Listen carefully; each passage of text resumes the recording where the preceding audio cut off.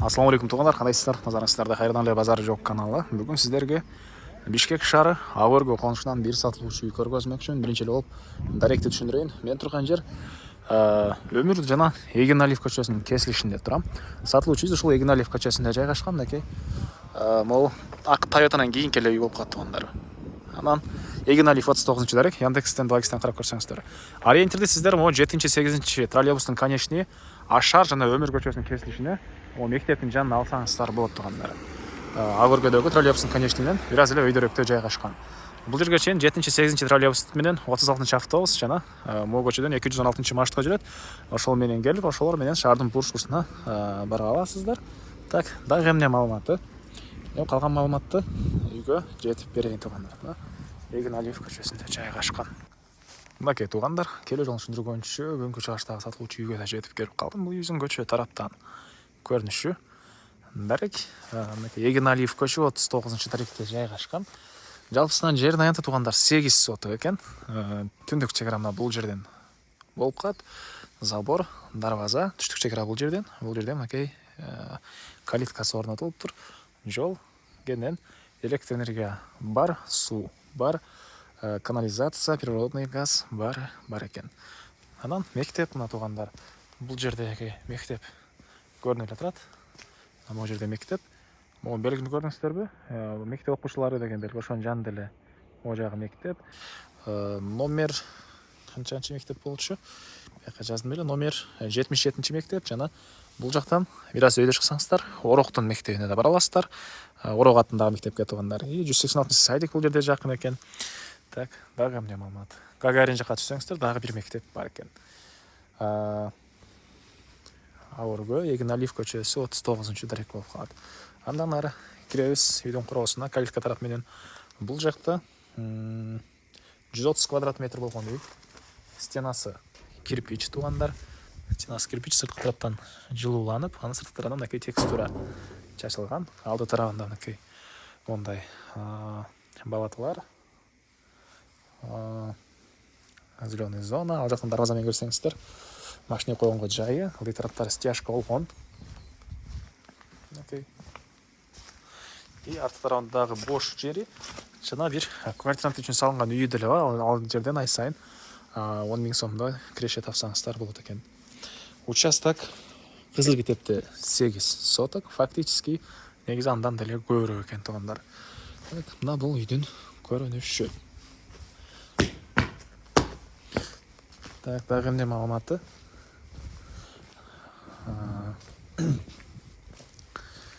Газ, канализация бар эместерге. Үйдүн ички тарабына көргөзөйүн. Мынакей бул негизи кирүүчү эшиги үйдүн тугандар. Киргенде эле тугандар ушундай холл жайгашкан. Бул холлдон калган бөлмөлөргө өтүп кете алабыз тугандар. Так, оң тараптан биргеде маалыматын берип баштайын.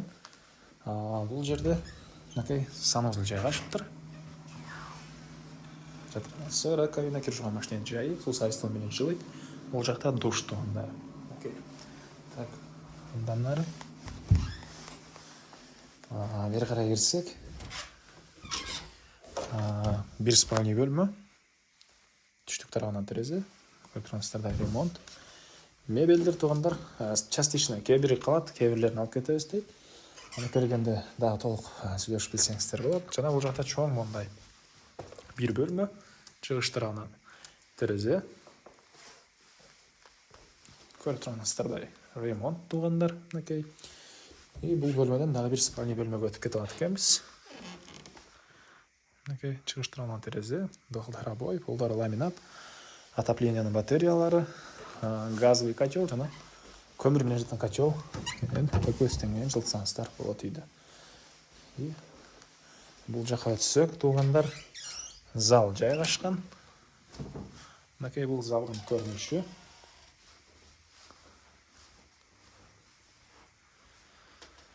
И залдан тамактануучу бөлмөгө жана кухняга өтүп кете алабыз тугандар.